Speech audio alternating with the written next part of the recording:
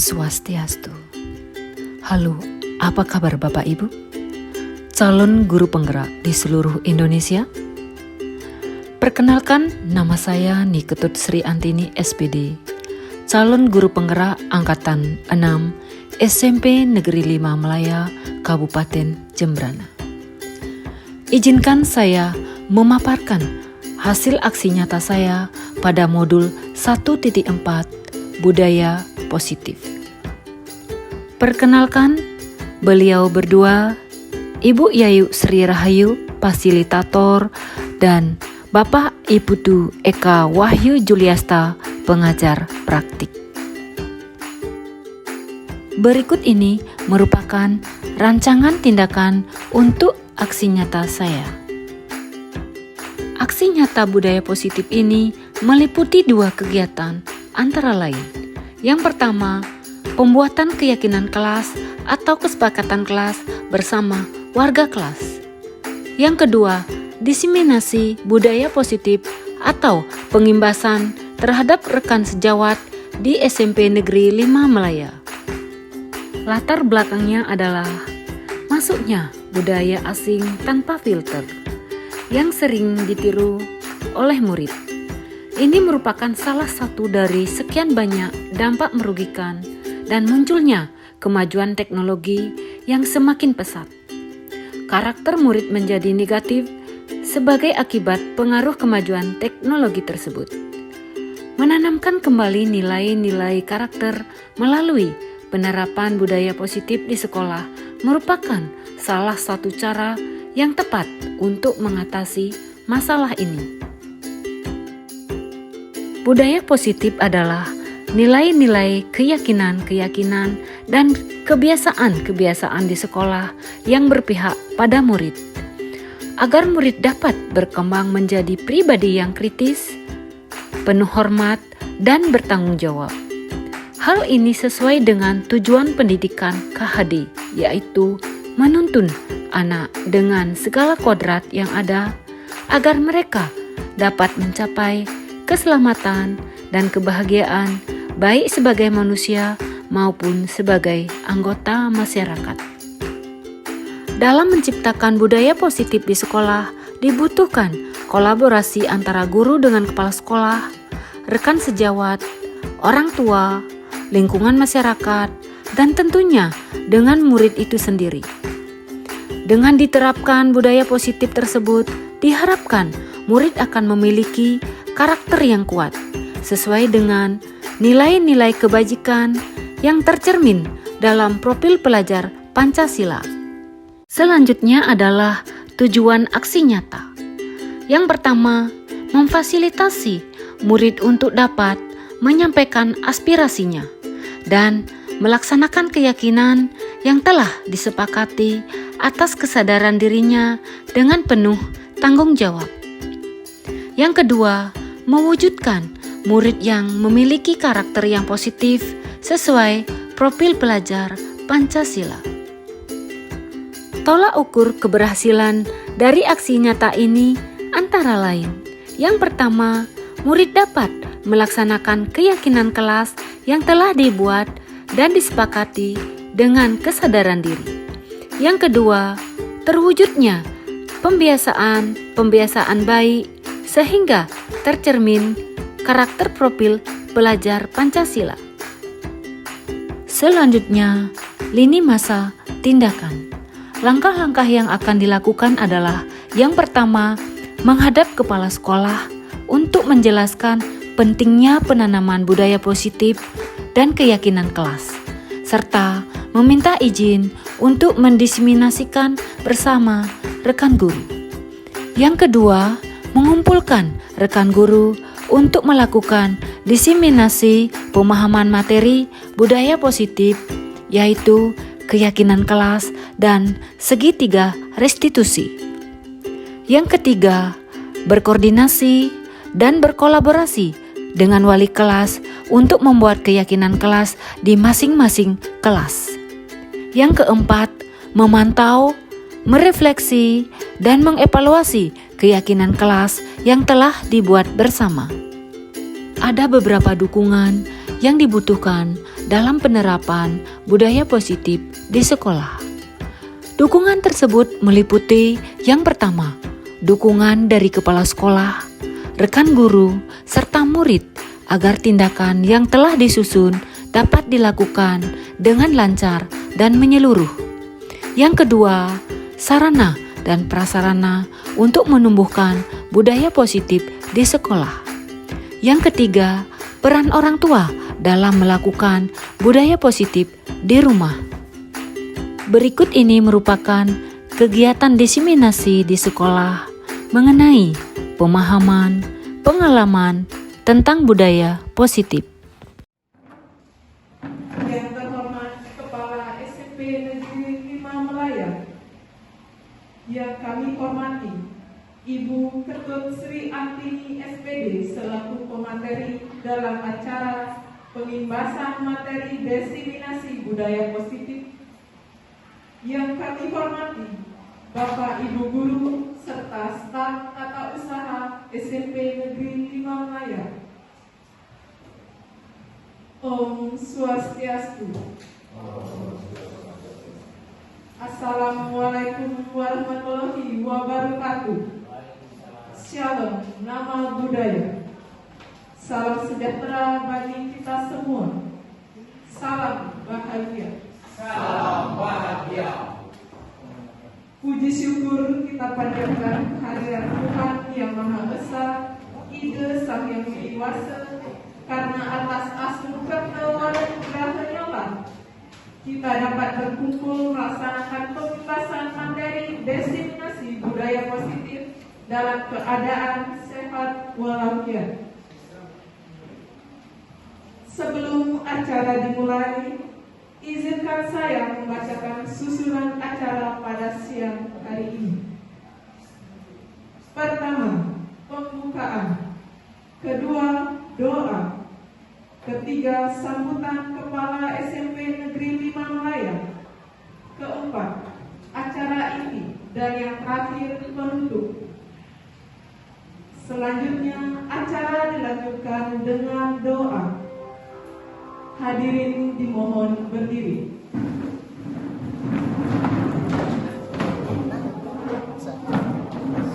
Doa akan dipimpin oleh saya sendiri.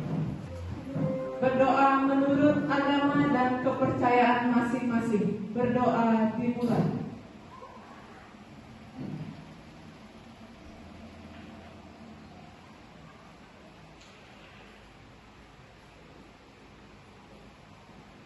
Berdoa selesai. Hadirin dimohon duduk kembali. Acara dilanjutkan dengan sambutan oleh Kepala SMP Negeri 5 Melaya. Kepada Ibu disilakan.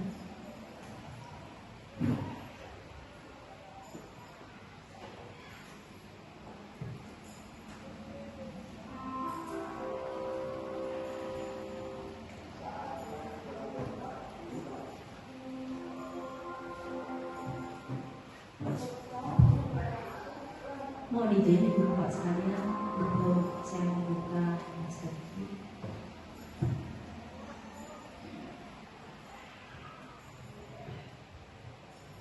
Dan juga karena ini live, jadi mohon kita semua bisa membersihkan diri.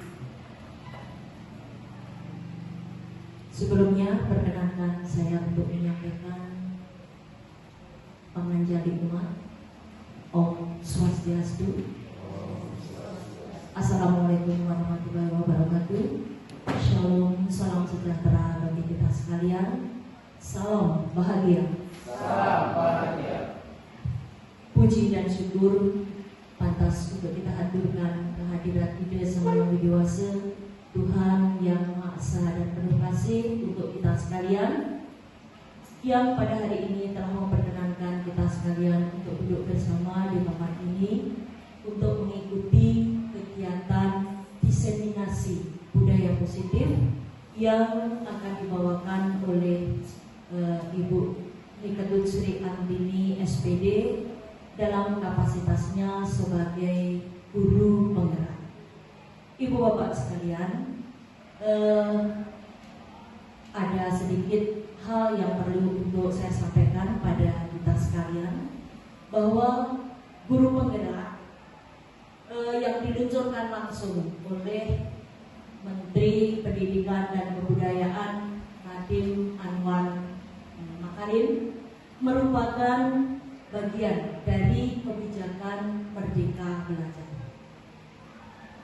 Karena salah satu tujuan dari guru penggerak, salah satunya adalah mengembangkan diri dan juga mengembangkan guru lain dengan atau melalui refleksi, melalui berbagi, dan juga kolaborasi secara mandiri. Nah, itulah guru penggerak merupakan agen perubahan dalam dunia pendidikan. Melalui program guru penggerak ini, pendidik diharapkan dapat meningkatkan kompetensinya sebagai pemimpin pembelajaran yang berpusat pada murid atau berpusat kepada peserta didik. Dengan adanya Ibu Utut Sri Andini di sekolah kita mengikuti program guru penggerak, besar harapan saya agar langkah yang sudah diambil oleh Ibu Utut Sri Andini ini bisa menjadi pendorong atau bisa menjadi motivasi bagi guru-guru yang lain. Guru-guru yang lain utamanya di sekolah kita, guru-guru yang sudah memenuhi syarat untuk bisa mengikuti program guru penggerak. Jadi saya kira syarat-syaratnya itu tidak sulit, ya. Guru dari jenjang SD, SMP, SMA, SMK, baik negeri maupun tidak negeri, ya, jadi ASN atau non ASN yang sudah memiliki pengalaman mengajar minimal 5 tahun dan juga sisa masa kerjanya tidak kurang dari 10 tahun. Jadi maksudnya masa pensiunnya masih lebih dari 10 tahun. Nah, itu syarat sederhana untuk kita sekalian bisa masuk dalam mengikuti program guru penggerak. Jadi untuk di sekolah kita kebetulan yang sudah senior masanya sudah lewat, ya, banyak di antara kita yang masa pensiunnya ya tinggal sedikit lagi memasuki masa pensiun. Bahkan di tahun ini ada guru kita yang pensiun, di tahun depan di pertengahan tahun ada lagi guru yang pensiun. Nah, harapan saya yang terbesar adalah pada Bapak Ibu, teman-teman guru yang memiliki masa kerja masih cukup banyak. Kemudian di antara kita juga ya sebagian guru-guru muda kita belum memenuhi syarat memiliki pengalaman mengajar minimal 5 tahun. Namun begitu, saya berharap hal ini tidak menjadi kendala yang menghambat Bapak Ibu sekalian untuk mengikuti program guru penggerak. Saya kira ini saja yang perlu untuk saya sampaikan untuk mengawali kegiatan diseminasi tentang budaya positif yang akan dibawakan oleh salah satu guru penggerak di sekolah kita, Ibu Ketut Sri Andini. Kembali saya sampaikan besar harapan saya apa yang sudah dilakukan oleh Bu Ketut Sri Andini ini akan membawa dampak positif dan kemajuan terutama untuk satuan pendidikan kita dan bisa diikuti oleh Bapak Ibu teman-teman guru yang lainnya. Sekian dan terima kasih. Saya akhiri dengan para musanti. Om Santi Santi Santi. Om. Wassalamualaikum warahmatullahi wabarakatuh. Shalom, salam sejahtera bagi kita sekalian, dan salam bahagia. Salam bahagia.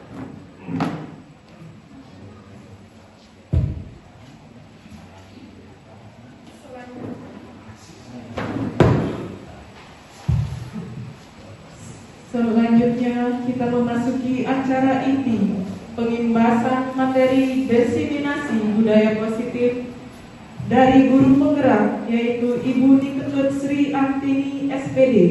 Waktu kami serahkan sepenuhnya kepada Ibu Niketut Sri Antini SPD. Kepada Ibu, disilakan. Mohon izin berdiri Bapak Ibu.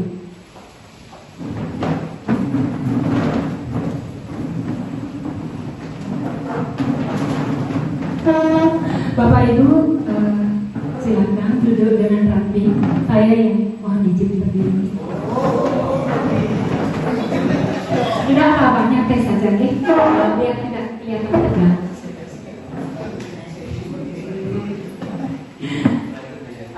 Baik, Bapak Ibu, terima kasih atas waktu dan kesempatan yang diberikan kepada saya dari pembawa acara. Sebelumnya, Lugrah yang aturang panjali umat, Om Swastiastu. Yang terhormat Ibu Kepala SMP Negeri 5 Malaya, rekan guru hebat di SMP Negeri 5 Malaya yang saya hormati pula. Kegiatan pada hari ini yang mengambil pengimbasan terkait dengan modul atau tugas aksi nyata saya di dalam modul 1.4 terkait dengan budaya positif. Selaku saya sebagai guru penggerak wajib memberikan suatu pemahaman dari teori-teori pengalaman, penerapan. Yang saya ambil adalah budaya positif yang akan kita terapkan di sekolah di SMP Negeri 5 Malaya. Namun sebelumnya puji syukur saya panjatkan kepada Tuhan, Ide Sang Yang Widiwasa, atas anugerah dan rahmatnya saya bisa berdiri di sini bersama Bapak Ibu dalam kegiatan pengimbasan diseminasi budaya positif. Bapak Ibu, selamat datang para guru hebat. Mari kita belajar bersama, berkolaborasi, saling mendukung demi mewujudkan disiplin positif di sekolah kita yang tercinta ini. Dalam konsep utama modul budaya positif ada 7 materi yang akan saya paparkan yang kita pelajari bersama. 7 materi tersebut antara lain paradigma belajar, perubahan paradigma belajar. Yang kedua, disiplin positif. Yang ketiga, kebutuhan dasar manusia. Yang keempat, motivasi perilaku manusia. Yang kelima, posisi kontrol restitusi, keyakinan kelas, dan segitiga restitusi. Bapak Ibu, nah pada modul ini atau konsep utama dari budaya positif, saya yakin Bapak Ibu sudah mengerti atau sudah memahami bagaimana tentang atau terkait dengan modul positif. Bapak Ibu sudah saya meyakini bahwa Bapak Ibu dalam penerapannya, implementasinya di sekolah kita ini kita sudah terapkan, Bapak Ibu. Di sini saya ingin sharing, Bapak Ibu, maaf bukan menggurui. Saya di sini berdiri di depan bukan menggurui. Namun di sini saya ingin sharing sama Bapak Ibu, kita berdiskusi untuk penerapan budaya positif yang akan kita terapkan di sekolah kita.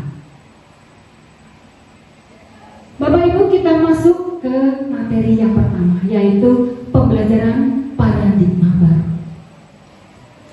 Pembelajaran dengan paradigma baru dirancang berdasarkan prinsip pembelajaran yang berdiferensiasi sehingga setiap siswa belajar sesuai dengan kebutuhan dari tahap perkembangan untuk mewujudkan profil pelajar Pancasila.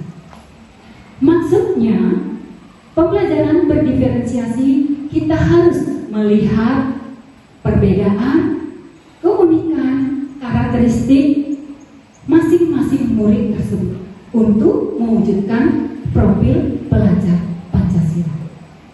Nah, ada 6 dimensi profil pelajar Pancasila. Saya yakin Bapak Ibu sudah tahu nih, sudah tahu ya.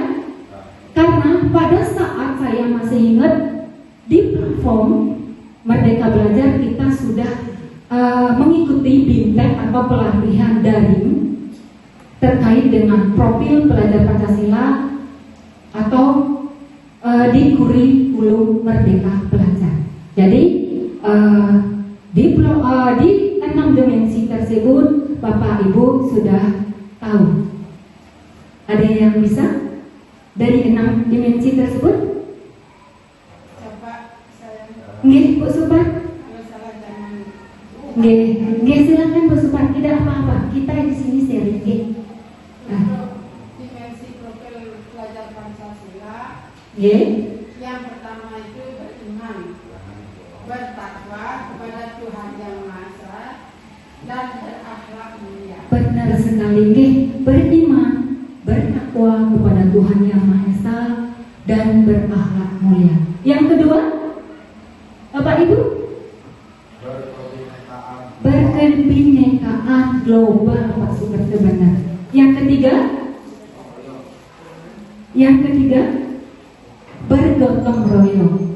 Yang keempat, mandiri. Yang kelima, bernalar kritis. Dan yang terakhir, kreatif. Nah, dari 6 dimensi yang Bapak Ibu sebutkan tadi ada sub-elemennya. Nah, dari sub-elemen itu yang tidak usah jelaskan, saya yakin karena Bapak sudah mengikuti beberapa kali BIMTEK atau pelatihan. Bapak Ibu, kita masuk ke materi yang kedua, yaitu disiplin positif. Dalam budaya kita, makna disiplin dimaknai menjadi suatu yang dilakukan seseorang pada orang lain untuk mendapatkan kepatuhan. Kita cenderung menghubungkan kata disiplin dengan ketidaknyamanan. Namun kita selalu atau sebagai pendidik, tujuan kita adalah menciptakan anak-anak yang memiliki disiplin diri sendiri yang mengacu pada nilai-nilai universal yang memiliki motivasi intrinsik dan motivasi ekstrinsik. Nah, motivasi ekstrinsik itu adalah pengaruh dari luar, sedangkan intrinsik muncul dari dalam murid tersebut. Disiplin positif merupakan salah satu cara penerapan disiplin yang bertujuan untuk menumbuhkan kesadaran serta memberdayakan anak untuk melakukan suatu tanpa ancaman maupun hukuman. Bapak Ibu, kita masuk ke materi yang ketiga, kebutuhan dasar manusia. Dari disiplin positif muncullah kebutuhan dasar manusia. Kebutuhan dasar manusia ada 5, Bapak Ibu. Yang pertama, kebutuhan bertahan hidup. Nah, kita butuh makan, sandal, pangan, tempat tinggal. Itu merupakan kebutuhan dasar bertahan hidup. Yang kedua, kebutuhan kasih sayang dan rasa diterima. Jika kita penerapannya di dalam sekolah, Murid itu kadang-kadang memberikan suatu berlebihan. Dia caper, cari perhatian kepada guru. Itu adalah bentuk dari murid ingin yang jelas dia ingin merasa diterima atau membutuhkan kasih sayang dari guru maupun orang lain. Itu merupakan kebutuhan dasar kasih sayang dan rasa diterima. Yang ketiga, penguasaan. Nah, murid juga ini terkait dengan murid Bapak Ibu ya. Terkait dengan penguasaan, murid ingin berkuasa, menang sendiri. Kebutuhan dasarnya adalah penguasa. Yang keempat, kebutuhan akan kebebasan. Diartikan bahwa murid tidak ingin dikekang Bapak Ibu. Murid tidak ingin diatur dan ingin bebas merdeka. Namun di dalam kurikulum Merdeka Belajar, anak itu bebas bukan artinya bebas seluas-luasnya. Di dalam kurikulum Merdeka Belajar, murid itu diberikan suatu kebebasan, tapi selaku pendidik, bahwa kita sebagai pendidik harus tetap menuntun, mendampingi agar siswa itu lebih memiliki nilai-nilai atau karakter yang bisa ditumbuhkan dari anak tersebut. Yang kelima, kebutuhan akan kesenangan. Ternyata ada kebutuhan akan kesenangan Bapak Ibu. Nah, murid ingin bersenang-senang, hanya memikirkan kebutuhan kesenangan tanpa peduli atau tidak peduli apa yang ada di sekelilingnya. Bapak Ibu, kita masuk selanjutnya motivasi perilaku manusia Bapak Ibu. Motivasi, mungkin Bapak Ibu, motivasi itu apa? Ada yang tahu? Benar sekali, dorongan. Motivasi perilaku manusia merupakan dorongan yang timbul pada diri seseorang secara sadar maupun tidak sadar untuk melakukan suatu tindakan dengan tujuan tertentu. Motivasi itu muncul dari internal maupun eksternal, atau dari dirinya atau mendapatkan pengaruh dari luar. Nah, dari motivasi perilaku manusia ada 3 Bapak Ibu. Ada 3. Yang pertama adalah menghindari ketidaknyamanan dan hukuman. Murid melakukan disiplin diri karena takut dihukum Bapak Ibu. Ini merupakan motivasi ekstrinsik. Yang kedua, mendapatkan imbalan atau penghargaan dari orang lain. Murid melakukan disiplin diri karena ingin mendapatkan suatu imbalan atau penghargaan. Ini juga merupakan motivasi ekstrinsik Bapak Ibu. Nah, kita masuk yang ketiga sekarang. Menghargai nilai-nilai kebaikan diri sendiri.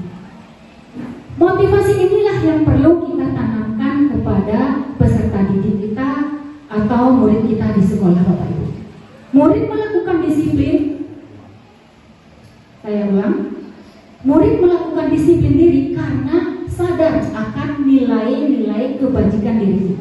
Ini adalah atau merupakan motivasi intrinsik, dan berarti dia munculnya dari dirinya sendiri tanpa ada pengaruh Bapak Ibu atau temannya ya, atau maupun keluarganya. Nah, di sini ada konsep disiplin dengan identitas gagal. Nah, Bapak Ibu, ada sifatnya hukuman. Hukuman bersifat tidak terencana atau dilakukan tiba-tiba. Kita mengalami sudah di sini bagaimana kita terhadap anak-anak itu. Hukuman, saya ulang, hukuman bersifat tidak terencana atau tiba-tiba. Hukuman itu sangat menyakitkan Bapak Ibu. Tidak nyaman, murid takut, memaksa, murid menyembunyikan kesalahan, tidak berani jujur karena takut dihukum, dan murid menjadi rendah diri Bapak Ibu. Nah, kita masuk ke penghargaan. Penghargaan merupakan cara-cara mengontrol perilaku seseorang yang menghancurkan potensi belajar sesungguhnya. Ini bersifat tidak efektif, merusak hubungan dengan munculnya sifat iri dari murid yang lain. Jika murid itu mendapatkan suatu penghargaan atau imbalan, akan muncul sifat iri dari murid yang lain. Terus mematikan kreativitas, cenderung tidak mau melakukan hal yang baru, merampas hak menghargai dirinya. Maksudnya di sini Bapak Ibu, saya bisa jelaskan, dengan kita memberikan suatu reward, ini sebenarnya ada positif dan negatifnya Bapak Ibu. Ada positif dalam kita memberikan suatu reward atau penghargaan kepada siswa. Dalam kita memberikan penghargaan, anak-anak itu cenderung dia mau berbuat. Oh, saya akan mendapat penghargaan, saya akan dapat hadiah, saya mau kerja. Jika dia berarti dia, oh masih sing mana pun do ujang. Nah seperti itu ya. Jadi anak itu cenderung melakukan kegiatan dengan diberikan suatu imbalan atau penghargaan. Nah, masuk konsep disiplin dengan identitas sukses Bapak Ibu. Ternyata ada yang gagal, ada yang sukses. Nah, di sini yang masuk sukses itu ternyata konsekuensi Bapak Ibu. Nah, konsekuensi bersifat terencana yang disepakati oleh guru dan murid. Nah, sifatnya penguatannya jangka pendek. Perlu monitoring berkelanjutan. Stimulus respon, murid menghormati peraturan, kehilangan waktu untuk merenungi kesalahan. Nah, di sini juga termasuk dalam identitas sukses, konsep disiplin dengan identitas sukses, restitusi Bapak Ibu. Proses menciptakan kondisi bagi murid untuk memperbaiki kesalahan dan mengajarkan murid mencari solusi atas masalahnya sendiri. Nah, ini yang akan kita terapkan Bapak Ibu. Murid bertanggung jawab untuk perilakunya. Murid menghormati dirinya dan orang lain. Murid memiliki teori kontrol Bapak Ibu. Berarti dia bisa mengontrol dirinya.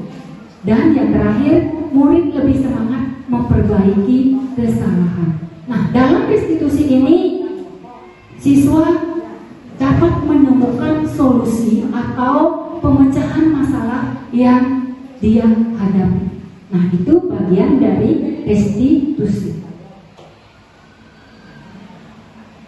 Konsep disiplin pendekatan restitusi. Apa sih restitusi itu? Sebuah cara untuk menanamkan disiplin positif pada murid. Nah, di sini ada pengertiannya Bapak Ibu.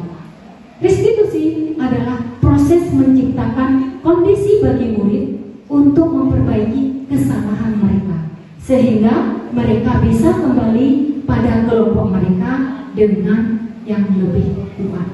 Ya. Ciri-ciri restitusi adalah yang pertama, bukan menebus Bapak Ibu, bukan menebus kesalahan, namun belajar dari kesalahan.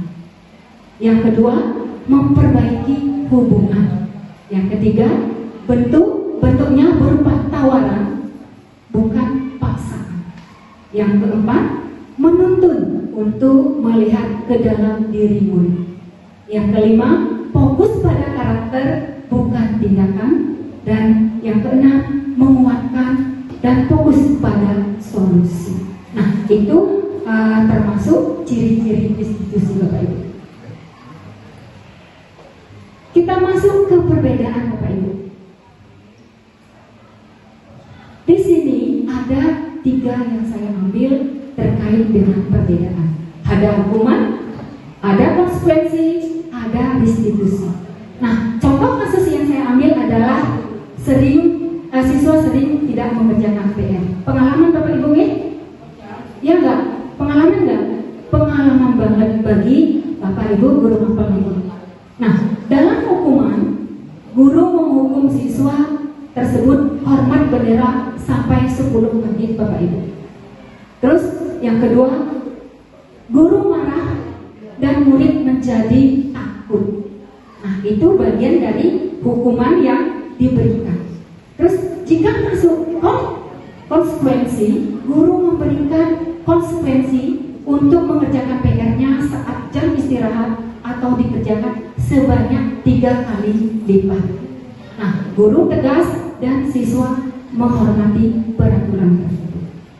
Sedangkan di institusi, guru menanyakan keyakinan kelas dan membantu siswa dalam menyelesaikan masalahnya.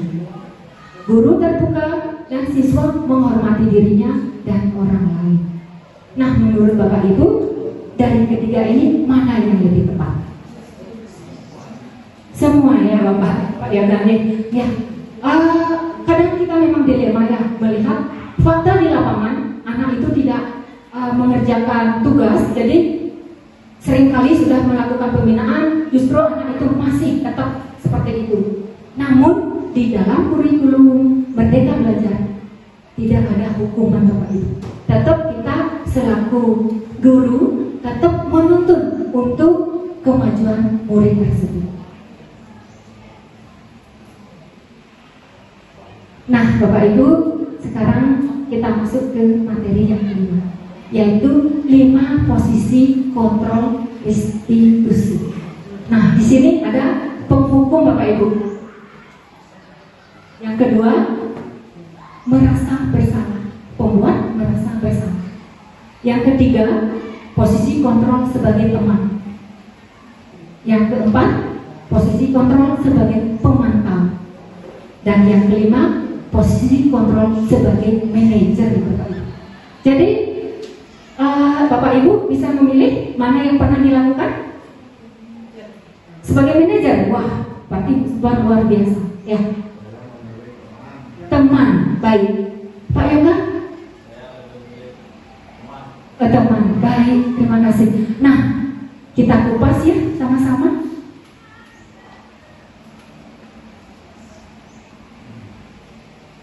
Contoh penerapan posisi kontrol. Ada hukuman, ada pembuat merasa bersalah, ada teman, ada pemantau, dan ada manajer. Nah, kasus yang saya ambil lagi, siswa datang terlambat. Nah, kita mengalami yang sama, ya.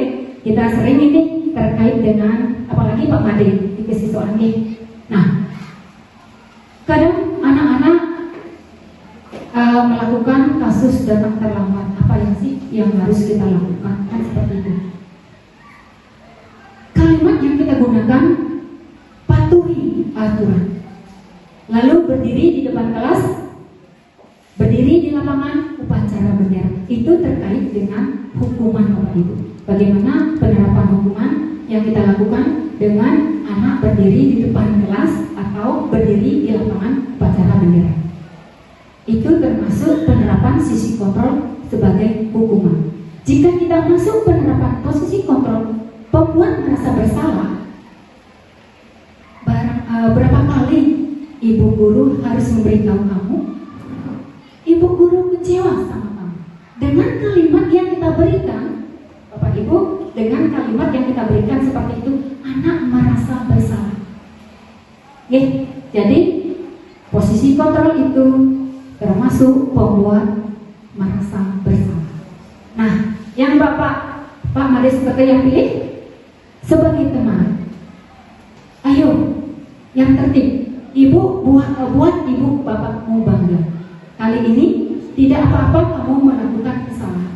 Ternyata dalam posisi teman, anak itu cenderung melakukan kesalahan lagi Pak Made. Karena apa? Dalam benaknya dia berpikir, oh, Bapak Ibu guru itu adalah teman saya. Jika saya melakukan kesalahan lagi, rasanya saya tidak diapa-apain. Paling seperti itu. Nah, karena dia menganggap kita adalah sebagai teman Bapak Ibu. Kita masuk ke pemantau sebagai pemantau. Kamu sudah melanggar peraturan. Apa peraturan dan konsekuensinya? Nah, ini terkait juga dengan hukuman Bapak Ibu. Nah, sekarang posisinya seperti ini, sebagai manajer. Ya, ini berkaitan dengan restitusi, benar sekali nih. Apa sih yang kamu lakukan? Apa sih yang kamu tahu dari kesalahanmu? Nah, kita menanyakan kepada murid, kira-kira bagaimana kamu akan memperbaiki dari kesalahan ini? Kontrol manajer ini apakah efektif atau tidak? Tapi membutuhkan suatu proses, Bapak Ibu. Karena sifatnya tidak segera. Kita tidak melihat perubahan perilaku anak itu segera, tapi dengan suatu observasi atau pengamatan, apakah dia sudah berubah atau tidak, membutuhkan waktu, Bapak Ibu. Oke? Bisa dipahami apa yang saya jelaskan? Oke. Kita lanjut ke keyakinan kelas. Yang keenam, keyakinan kelas. Mengapa keyakinan kelas? Mengapa sih tidak peraturan kelas saja? Nah, di sini ada pertanyaan romantik, Bapak Ibu. Mengapa kita memiliki peraturan tentang penggunaan helm pada saat berkendara roda 2 atau bermotor? Dan yang kedua, mengapa kita memiliki peraturan tentang penggunaan masker dan mencuci tangan setiap saat? Menurut Bu Kris bagaimana? Memiliki peraturan saat menggunakan helm. Kenapa sih harus memakai helm, Bu Kris? Iya, demi keselamatan. Terus kenapa kita harus menggunakan masker, Paman? Baik, biar tidak terhindar dari virus, biar tidak kena virus atau kesehatan, ya. Nah, dari yang dijelaskan tadi, coba Bapak Ibu, kalau kita pakai helm, kita akan aman, kita akan selamat. Kita pakai masker, kita cuci tangan, setiap saat kita akan sehat. Jadi itu adalah bentuk keyakinan, Bapak Ibu, bukan peraturan ini. Kita yakin bahwa jika kita pakai helm, kita akan selamat. Jika kita mencuci tangan, memakai masker, kita akan sehat. Nah, itu adalah bentuk keyakinan. Maka dari keselamatan dan kesehatan itu disebut keyakinan, Bapak Ibu, bukan peraturan. Kegiatan membuat keyakinan kelas yang sudah saya laksanakan di 9A, Bapak Ibu. Oke, kita bersama-sama dengan siswa membuat keyakinan kelas. Langkah awal atau yang pertama dilakukan adalah berdiskusi tentang peraturan. Anak-anak berdiskusi peraturan apa sih yang tepat yang kita gunakan dengan disesuaikan dengan kelasnya masing-masing, Bapak Ibu. Nah, setelah mendapatkan dari ada diskusi tentang peraturan itu kita rumuskan menjadi suatu keyakinan, Bapak Ibu. Oke, dari merumuskan barang sudah jadi, maka ditempellah keyakinan kelas itu menjadi kesepakatan nantinya. Oke, ini contohnya, Bapak Ibu. Ya, ini contoh gambar atau foto yang dalam menentukan atau saat kita merumuskan keyakinan kelas bersama anak-anak.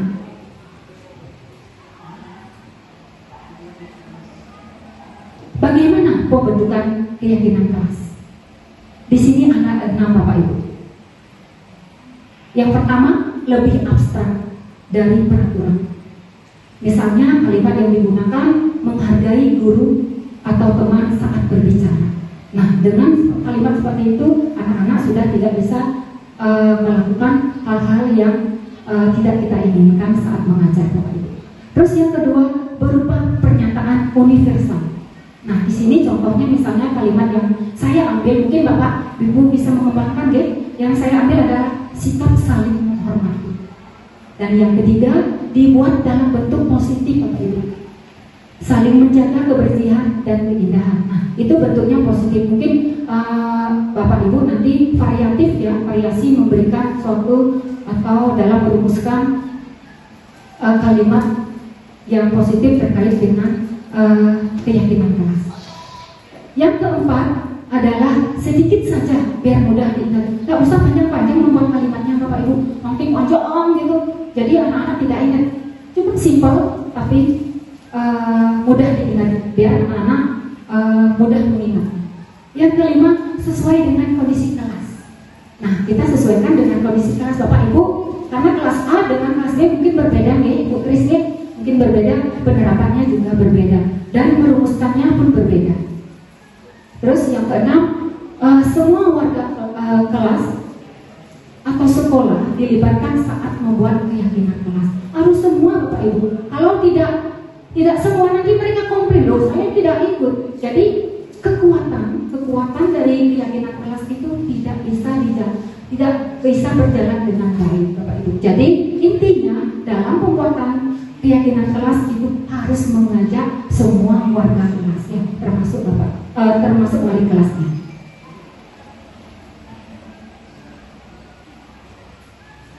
Nah, kita masuk sesi yang terakhir Bapak Ibu terkait dengan segitiga restitusi.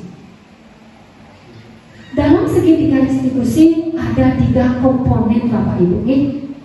Yang pertama, menstabilkan identitas. Nah, di sini lebih banyak kalimat yang saya gunakan biar mudah dipahami. Dalam menstabilkan identitas, setiap orang pasti pernah melakukan kesalahan. Kamu bukan satu-satunya yang melakukannya. Kita semua akan melakukan hal yang terbaik dan bisa kita lakukan. Itu menstabilkan identitas ya. Ini terhadap murid juga Bapak Ibu. Terus yang kedua, validasi tindakan yang salah. Nah, di sini adakah cara yang lebih efektif untuk mendapatkan yang kamu butuhkan? Kamu tentu punya alasan mengapa melakukannya. Nah, semua perilaku memiliki alasan. Itu termasuk validasi tindakan yang salah Bapak Ibu. Terus yang ketiga, menanyakan keyakinan. Keyakinan kelas yang sudah Bapak Ibu buat itu bisa digunakan Bapak Ibu. Keyakinan kelas apa yang sudah kita sepakati. Dan yang kedua, kamu ini menjadi orang seperti apa nanti. Nah, kita semua memiliki motivasi internal. Jadi kita harus memunculkan kembali motivasi internal itu dari dalam diri murid atau peserta didik. Bapak Ibu, di sini saya menerapkan praktek penerapan segitiga restitusi. Bapak bisa melihat ada nanti. Silakan.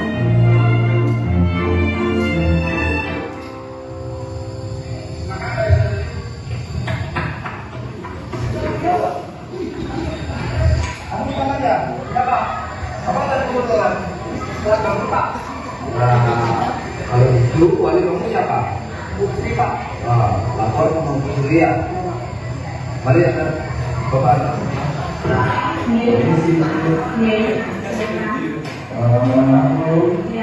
Tadi ada sesuatu Mario adalah ulama apakah siswa itu pada melapor ibu? Belum Bapak, mungkin nanti ya. Apakah itu sering datang ke rumah Bapak? Enggak, cuma sekali ini. Baru kali ini. Ya. Terima kasih. Programnya nanti saya yang akan memberikan pendekatan selanjutnya.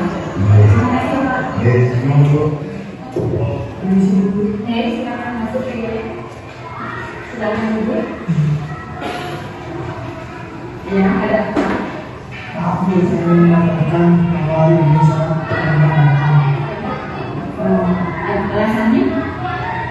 Sejak ini Baik, tadi Ibu dapat laporan dari rencana sekolah bahwa itu terlambat di dalam sekolah. Benar? ya Bu, maaf Bu, satu bulan yang mendapat sekolah karena banyak tugas yang dulu. Oh, iya, dulu itu kan manusiawi ya, setiap manusia kan pasti aja punya kesalahan, pernah berbuat salah. Terus Rio gimana perasaannya saat ini? Bersama Ibu dan Tapi Rio udah tahu kan keyakinan kelas atau kesepakatan kelas kita yang kita buat bersama? bahwa di sekolah tempat penyelamatan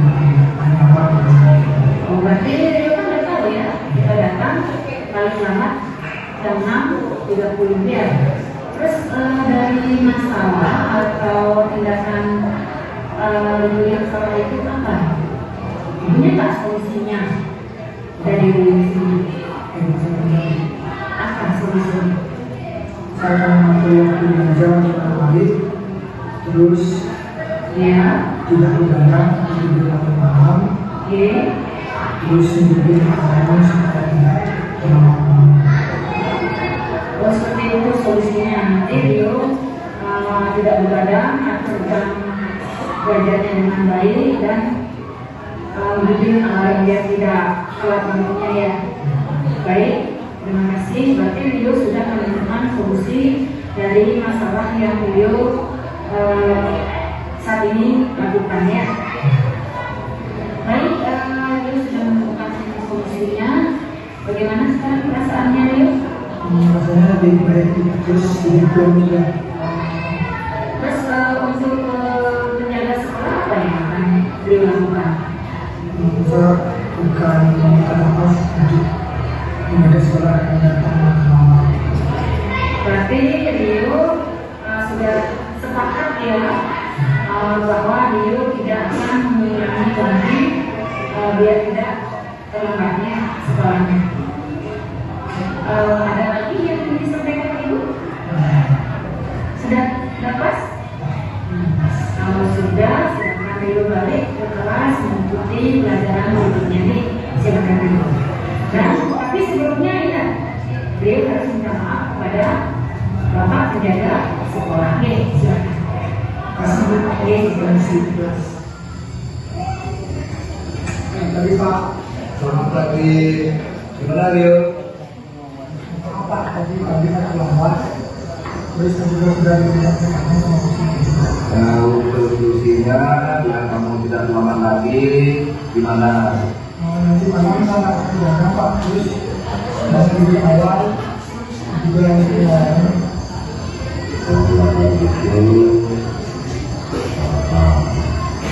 Misalkan besok-besok ya lagi buka aja, jangan lagi begadang malam-malam. Ya, Terima kasih Pak, terima kasih. ya, jangan. Kita masuk ke kasus yang kedua.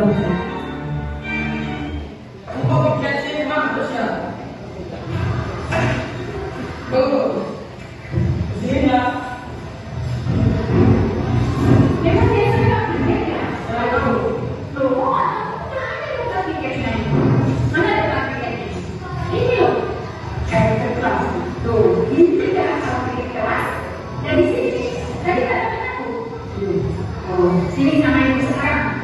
Ini kenapa tidak pikir ada masalah? Ini bagus. Oh, emang ada masalah ya di rumah di sekolah? Sampai tidak tahu kamu tidak berpikir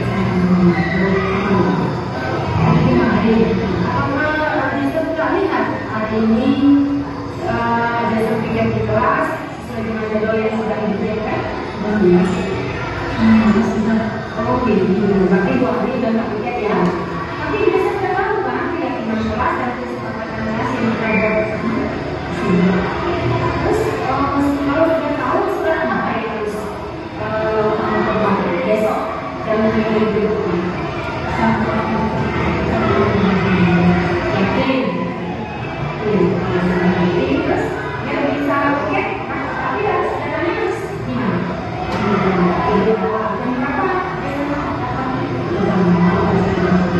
Nah, berarti bisa disembuhkan besok menangkan hidupnya, besok mau tiket sama teman. Terus datang lebih awal lagi ya. Kamu bisa meyakini itu? Bisa diperhatikan kamu nanti? Siap? Baik, bisa kita lihat ya di contoh apakah bisa benar lakukan dalam waktu 3 tahunnya. Dan besok harus meminta maaf sama teman-teman yang tidak hari ini karena besok hari ini kan ya. Jadi besok harus minta maaf sama saya. Itu saja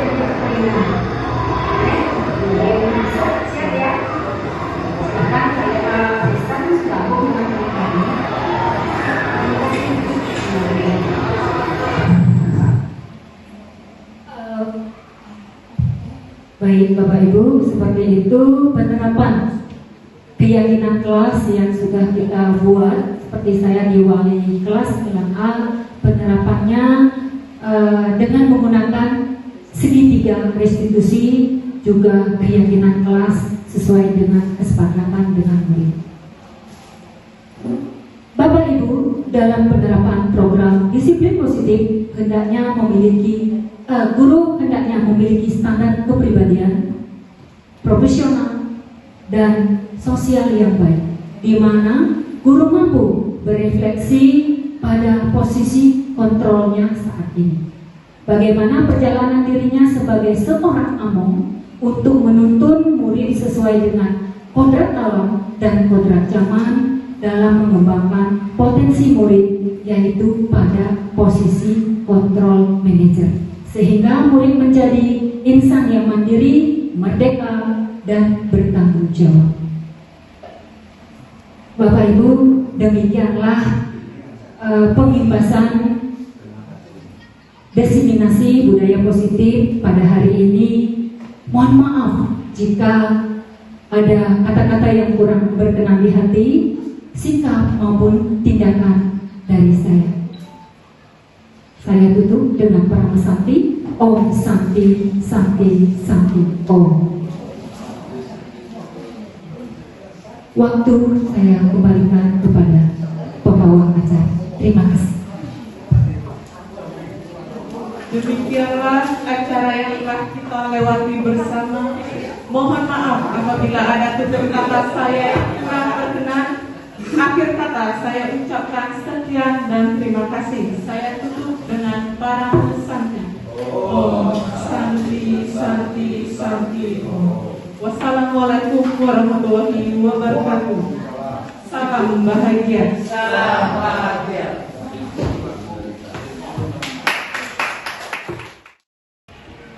Melalui kolaborasi yang intens, hasil diseminasi ini diharapkan dapat terwujud dan dikembangkan sehingga menjadi budaya dan gaya hidup di sekolah, utamanya di SMP Negeri 5 Melayu.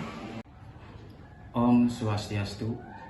Perkenalkan, saya Iko Manggede Budiarte, mengajar bahasa Inggris di SMP Negeri 5 Melaya.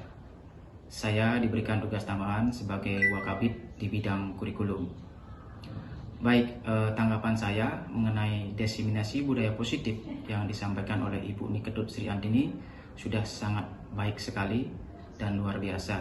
Jadi beliau menyampaikan pemaparan tentang budaya positif yang mampu memberikan tambahan wawasan bagi saya sendiri selaku guru di sini, dan bisa saya kembangkan nanti kepada siswa kami khususnya di SMP Negeri 5 Melaya. Dan Ibu Nikedut Sri Andini adalah sosok guru teladan bagi siswa dan Bapak Ibu guru di sini, dan beliau sudah mengembangkan budaya positif seperti apa yang sudah beliau paparkan kemarin pada saat presentasi mengenai diseminasi budaya positif tersebut. Baik, itu saja yang bisa saya sampaikan tentang Ibu Nikedut Sri Andini. Saya akhiri dengan Parama Santi. Om Santi, Santi, Santi, Om. Om Swastiastu. Perkenalkan, nama saya Iko Mang Leonarendra Putra, kelas 9A.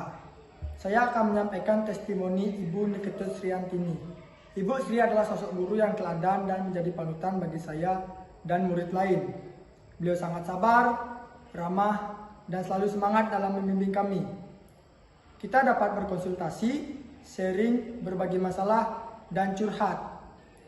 Inovasi dan budaya positif sudah diterapkan oleh Ibu Sri, baik di lingkungan kelas 9A maupun di lingkungan sekolah. Semangat Ibu Sri adalah motivasi bagi saya. Terima kasih atas bimbingannya. Tetap semangat dan selalu berinovasi. Om Santi, Santi, Santi, Om. Demikianlah yang dapat saya paparkan dari diseminasi budaya positif yang tertuang dalam aksi nyata pada modul 1.4 terkait budaya positif. Mohon maaf jika dalam penyampaian ada kata-kata, sikap, atau tindakan yang kurang berkenan di hati. Saya tutup dengan Parama Santi. Om Santi, Santi, Santi, Om. Terima kasih, salam dan bahagia bagi Bapak Guru hebat. Guru penggerak, tergerak, bergerak, dan menggerakkan.